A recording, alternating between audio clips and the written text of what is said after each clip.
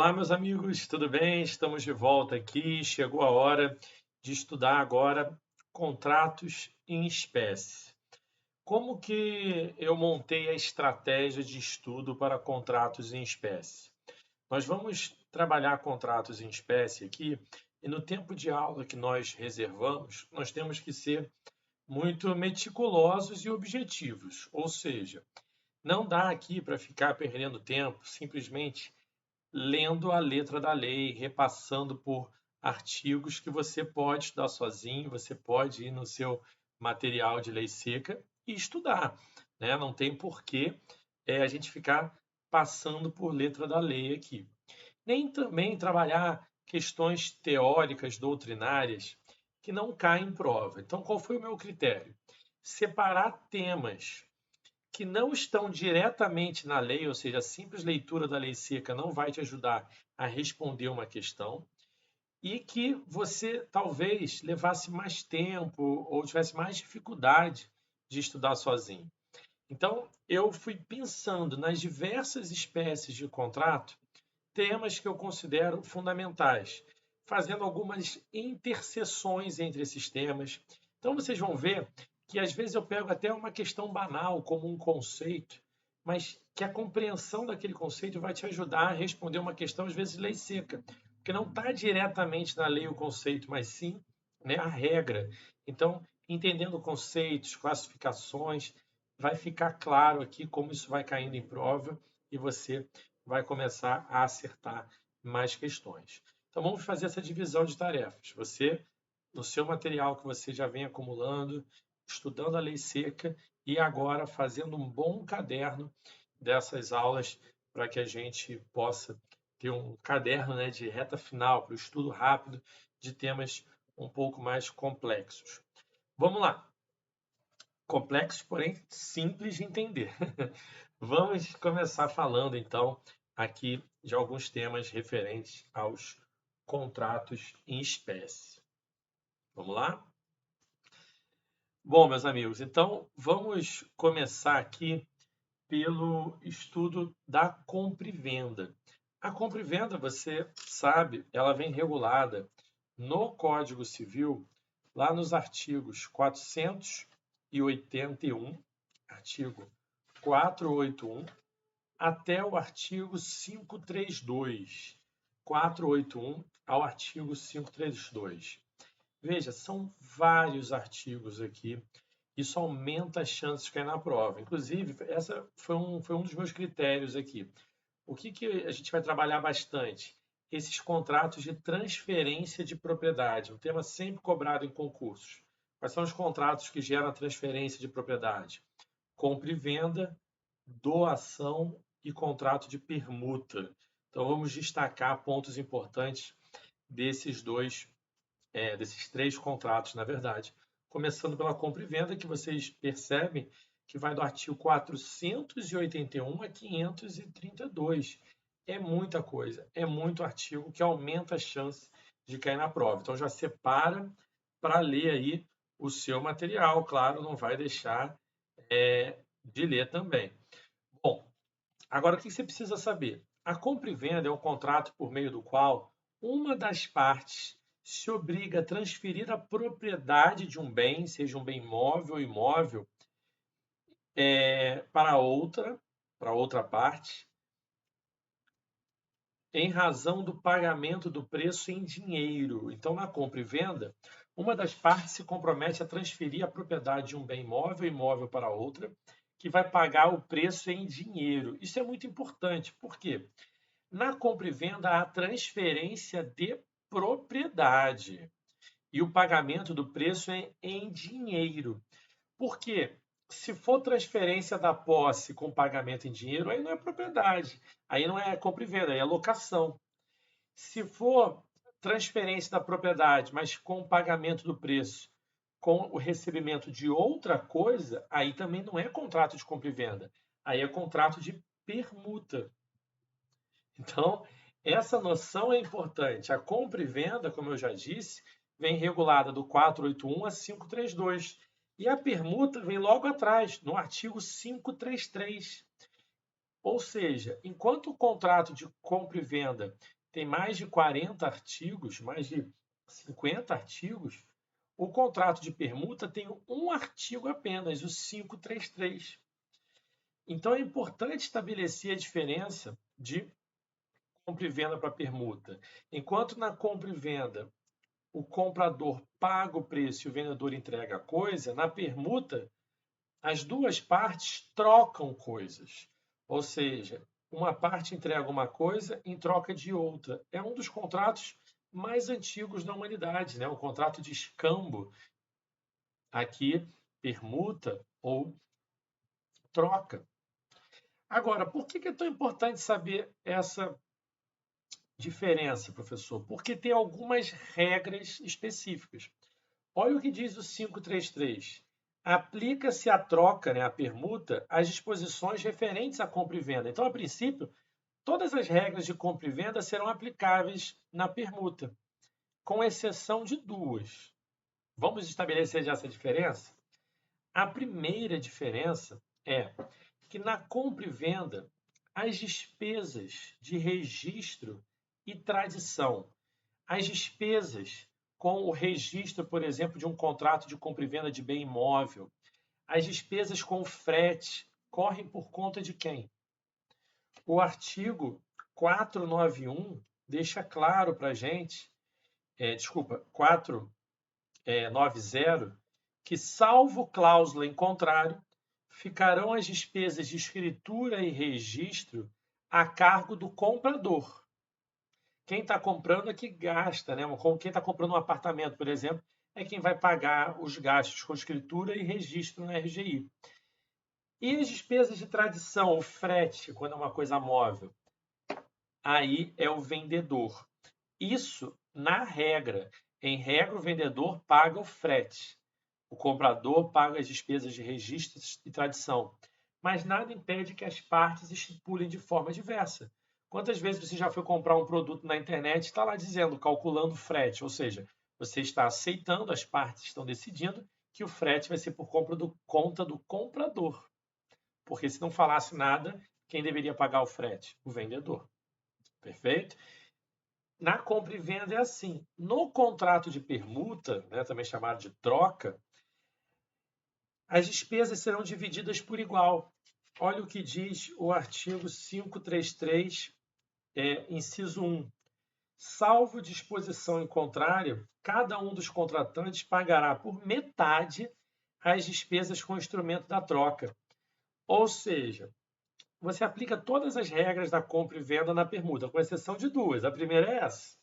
Você vai dividir as despesas de tradição. Perfeito? Agora, tem uma outra diferença da compra e venda para a permuta e também para a doação. Já vamos combinar 3 artigos. Entenderam a toada da aula? Não dá para a gente ficar analisando um contrato por vez. Então, a gente vai pescando os temas mais cobrados e misturando para vocês entenderem de maneira bem didática. Tenho certeza que vocês vão entender com tranquilidade. Então, vamos lá. Vamos pensar aqui. Qual o tópico? Agora, para você pensar. A diferença do artigo 486 da compra e venda para o artigo 544 de doação e para o artigo 533, inciso 2 da permuta. Vamos pensar aqui na diferença, começando pela compra e venda. O artigo 486 trabalha a compra e venda de ascendente para descendente. Quando um pai, por exemplo, vai vender um apartamento para o filho. O artigo 486 vai dizer para a gente que é anulável a compra e venda de ascendente para descendente, sem o consentimento dos demais descendentes e do cônjuge. É o que diz o artigo 486, não, desculpa, 496, né? 496. É anulável a venda de ascendente a descendente, salvo se os outros descendentes e o cônjuge do alienante expressamente houverem consentido. Então veja, João tem 2 filhos. Ele pode vender o apartamento dele para quem ele quiser, não precisa consultar os filhos. Mas se ele quiser vender para o seu filho mais novo, precisa da autorização dos demais descendentes e do cônjuge, sob pena de anulabilidade. Primeira pergunta que eu faço a partir daqui: se é anulável, qual é o prazo para os demais descendentes e o cônjuge que vão ter legitimidade? Qual o prazo dos legitimados para ingressarem com a ação anulatória? O artigo 496 não fala em prazo. Toda vez que a lei disser que algo é anulável e não trouxer prazo, você vai aplicar o prazo do artigo 179 do Código Civil, o prazo geral de decadência de 2 anos. Esse prazo é decadencial, porque é um prazo para anular. O prazo geral é de 2 anos. Combinem o artigo 496 com o artigo 179. Professor, mas no meu código tem uma referência à súmula 494 do STF. E essa súmula diz que o prazo é prescricional e de 20 anos.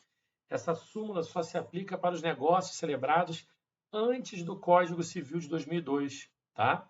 Depois do Código Civil de 2002, a compra e venda de ascendente para descendente é penalizada com, se não tiver o consentimento dos demais, né, penalizada com anulabilidade, nulidade relativa. E o prazo geral é o prazo decadencial geral do artigo 179. 2 anos. Guarda, porque isso pode cair. Bom, e como é na permuta? Aqui é a segunda diferença da permuta para compra e venda. O artigo 533, inciso 2, diz: é anulável a troca de valores desiguais entre ascendentes e descendentes, sem o consentimento dos outros descendentes e do cônjuge do alienante. Não é bem parecido? Só tem uma diferença. Veja, na troca, a troca que vai ser anulável, se não tiver o consentimento, é quando for uma troca de valores desiguais. E, apesar da lei não falar, a doutrina aponta valores desiguais em prejuízo do ascendente. Então, deixa eu explicar. Imagina que um pai vai trocar com o filho um apartamento. Então, o pai vai dar um apartamento de R$ 1 milhão para o filho mais novo, e esse filho mais novo vai transferir para o pai um apartamento no valor de R$ 800 mil. Nesse caso, precisa do consentimento dos demais descendentes? Precisa, porque está havendo uma troca de valores desiguais. Se o apartamento do pai fosse avaliado em 1 milhão e o do filho avaliado em 1 milhão, não precisaria de consentimento dos demais descendentes. Veja, na compra e venda, sempre precisa do consentimento. Na permuta, só se os valores forem desiguais. E desigual em prejuízo do ascendente. Nesse caso, o ascendente, o pai está recebendo um apartamento que vale menos do que o que ele está entregando. Se fosse o contrário, se o filho estivesse entregando um apartamento de 1 milhão e o pai passando um de 800 mil, aí não precisaria do consentimento, tá? Isso é a doutrina que aponta, não está na lei. Bom, então vimos a diferença do artigo 496 para o artigo 533, inciso 2. Negócios entre ascendentes e descendentes. Estamos vendo na compra e venda, vimos na permuta e agora na doação. Artigo 544. A doação de ascendente para descendente é válida? Precisa do consentimento dos demais descendentes? Vou perguntar para vocês aqui. Imagina que o João tem 2 filhos e ele quer doar um dos seus apartamentos para o filho mais novo. O João tem 3 apartamentos no valor de R$ 500 mil. Ele quer pegar um desses apartamentos e doar para o seu filho mais novo.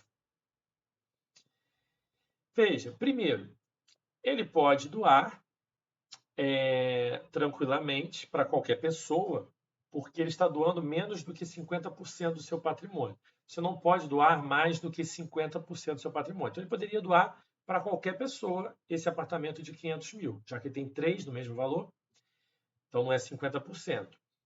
Aí eu quero saber se ele pode doar para o seu filho mais novo ou precisa do consentimento dos demais descendentes para essa doação.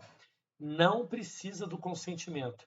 A doação de ascendente para descendente, mesmo que sem o consentimento dos demais descendentes e do cônjuge, ela é válida. Marca a opção que ela é válida. Mesmo que os outros irmãos não tenham dado consentimento, sim. Por que ela é válida? Porque configura, como diz o artigo 544, adiantamento de herança. Então, quando João morrer, você vai considerar que ele já tinha adiantado uma parte da herança para esse filho mais novo. Então, o valor desse bem que foi doado vai ser levado à colação. O que é isso, professor? Levar o bem à colação. Combina o artigo 544 com o artigo 202. No momento da morte de João, você vai ter que levar o valor desse bem à colação. É como se o valor voltasse para o patrimônio do falecido para você fazer a divisão da herança, considerando aquele valor já doado para um dos filhos, para fazer o que se chama de igualar a herança, ou igualar a legítima. O artigo 2002 diz assim: os descendentes que concorrem à sucessão do ascendente comum são obrigados, para igualar as legítimas, a conferir o valor das doações que dele em vida receberam. Então, esse filho que recebeu esse apartamento, em vida tem que informar, ó, recebi um apartamento de 500 mil. Porque aí você vai dividir a herança. Vamos imaginar que ele deixou os outros 2 apartamentos que ele tinha, 500 mil cada um, e já tinha doado esse. Então, em vez de você pegar o que ele deixou e dividir por 2, que são 2 filhos, você vai pegar e dividir, vai pegar o valor dos 3 apartamentos e dividir por 2. Então, se cada um custa 500 mil, você vai pegar 1.500 e dividir por 2. Quanto cada herdeiro tem direito a receber? 750 mil. Aquele que já recebeu 500 mil em vida vai receber só 250 mil e o outro recebe os 750, igualando a legítima. Entenderam? Então, a doação de ascendente para descendente não precisa do consentimento dos demais descendentes, porque depois, no caso da morte, vai ser igualada a legítima. Ah, professor, então não tem como um pai querer prestigiar um filho doando? Sempre vai ser igualado isso depois da morte? Não, tem como. É possível fazer a dispensa de colação. No ato de doação, no contrato de doação ou em testamento futuro, o doador pode afirmar que aquele bem está saindo da sua parte disponível. Eu não disse que todos nós podemos doar até 50% do nosso patrimônio, se temos herdeiros necessários? Então, isso é a parte disponível. Se eu fizer uma doação para um dos meus filhos informando que aquele bem saiu da parte disponível, eu estou dispensando ele da colação. Ou seja, se eu morrer, aquele que ele recebeu em vida já é dele. E o que sobrou comigo quando eu morri vai ser dividido igualmente. Então eu posso prestigiar um dos meus filhos assim, entenderam? Então no exemplo anterior, o João doou um apartamento com 500 mil. Se ele fez a dispensa de colação no contrato, quando ele morrer, esse bem não vai ser levado à colação. Então, se ele deixou 1 milhão de patrimônio, vai ser dividido por 2. 500 mil para um filho, 500 mil para o outro. Só que aquele já tinha recebido 500 mil em vida, ele vai, no final das contas, receber mais do pai. É possível fazer isso? É possível, com a dispensa de colação. Aproveitando que estamos falando de colação, né, de dispensa de colação, é um tema de contratos, também é de sucessões, mas se não prova cair só contratos, não tem problema, pode cair em contratos também. É o seguinte, eu não estou falando que é válida a doação de ascendente para descendente, porque vai ser levado à colação depois. Qual o valor do bem que vai ser considerado? Vamos imaginar que o João doou um apartamento de 500 mil para um dos seus filhos em 2010. E ele morreu 10 anos depois, em 2020. Quando esse bem for levado à colação, qual vai ser o valor que vai ser considerado? O valor do bem na data da doação, o valor do bem na data da doação, ou o valor do bem na data da abertura da sucessão, quando ele morreu? O valor do bem em 2010 ou o valor do bem em 2020? Bom, o artigo 2004, o 2005 vai dizer assim: são dispensadas da colação as doações que o doador determinar que saiam da parte disponível, aquilo que eu falei. Contando. Não, parágrafo único do 2005, desculpa. Parágrafo único do artigo 2005. Presume-se imputada na parte disponível a liberalidade feita pelo descendente, que ao tempo do ato não seria chamado a suceder. Isso aqui não é importante agora, me perdoe, eu li o artigo errado, gente. Eu estou com uma letra muito pequenininha aqui. 2004, é o 2004 que eu quero falar. Ó, o valor da colação dos bens doados será aquele certo ou estimativo que lhes atribuir o ato de liberalidade. Então, o Código Civil diz que vai ser o valor da data da liberalidade, da data da doação. Isso é, se na prova cair de acordo com o Código Civil, é da data da liberalidade. Porém, se cair só qual o valor do bem será considerado, você já pode abrir margem para uma discussão, que nem é uma discussão, é uma certeza, mas não está na lei, né? A doutrina entende que houve revogação tácita desse artigo 2004. Por quê? O artigo 639 do CPC, 639 do CPC, diz que o artigo 639, ele vai dizer que deve ser considerado o valor do bem na data da abertura da sucessão. Então, se você tem uma lei posterior, que é o CPC de 2015, tratando de forma diversa e incompatível um tema previsto no Código Civil, que é a lei anterior, a chamada revogação tácita. Lei posterior revoga a lei anterior quando trata inteiramente do tema ou é com ela incompatível.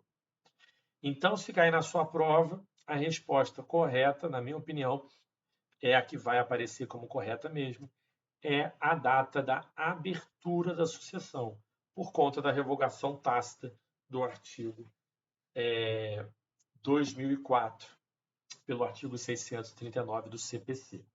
Perfeito?